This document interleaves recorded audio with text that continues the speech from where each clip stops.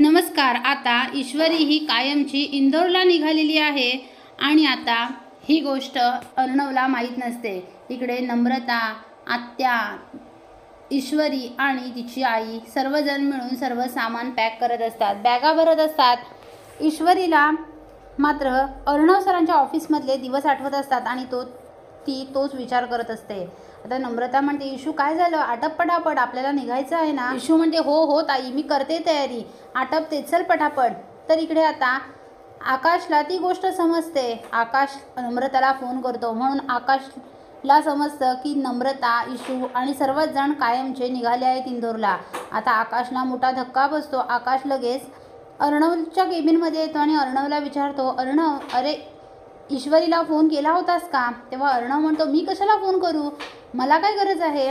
तेव्हा लगेच आकाश म्हणतो, अरे ईश्वरी ही मुंबई सोडून कायमची इंदोरला निघाली आहे, तू तिला भेटण्यासाठी नाही का जाणार?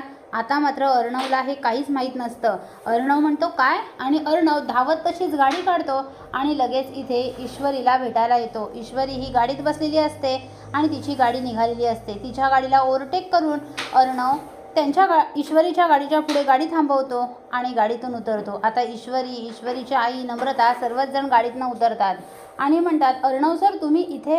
ईश्वरी म्हणते, अर्णव सर निघाले मी, आपली आता ही शेवटची भेट झाली, शेवटची भेट ही आपली। तेव्हा आता अर्णवला वाईट वाटतं। तेव्हा अर्णव म्हणतो, म्हणजे शेवटची भेट म्हणजे? ईश्वरी म्हणते, आता इथून पुढे मी तुम्हाला त्रास द्यायला नसणार, मी आता ही तुमची मुंबई आणि तुम्हाला सोडून कायमची निघाली आहे। मी परत कधी इथे येणारच नाही आणि तुम्हाला मी परत कधी इथे दिसणार नाही, परत कधी मी तुम्हाला त्रास द्यायला येणार नाही सर। आता ईश्वरी असं बोलून ही गाडीत बसायला जात असते। तेवढ्यात अर्णवला वेगळंच कसं तरी होत असतं। अर्णव म्हणतो, मी इंदोर ही कायमची मला सोडून निघाली आहे, मला अस्वस्थ का वाटतंय, का मला असं होतंय? आता ईश्वरी गाडीत बसणार, तोच अर्णव म्हणतो, थांब ईश्वरी थांब। आणि आता अर्णव हा ईश्वरीला थांबवतो आणि म्हणतो, I love you miss Indore, मला तू खूप आवडतेस, मी तुझ्या प्रेमात पडलोय। आता ते ऐकून गाडीत बसण्यासाठी जाणारी ईश्वरीची पावलं तिथेच थांबतात आणि मागे वळून बघत असतात। तेव्हा आता ईश्वरीची आई, आत्या, नमू सर्वच जण गाडीतून उतरतात आणि अर्णवकडे बघत राहतात। आता अर्णवला कायमचं सोडून जाणाऱ्या ईश्वरीला शेवटी अर्णवने आपल्या मनातल्या भावना सांगितलेल्या आहेत आणि अर्णव हा ईश्वरीकडे बघत राहतो आणि ईश्वरी अर्णवकडे। अर्णव आता हळूहळू ईश्वरीकडे येत असतो आणि ईश्वरीच्या एकदम जवळ येतो आणि ईश्वरीला मिठीच मारतो। आता ईश्वरीची आई, आत्या, नम्रता हे बघत राहतात। ईश्वरीच्या आत्या रागाने बघत असते, मात्र नम्रता आणि तिच्या आईला खूप भारी वाटतं, कारण नम्रताला तेच हवं असतं।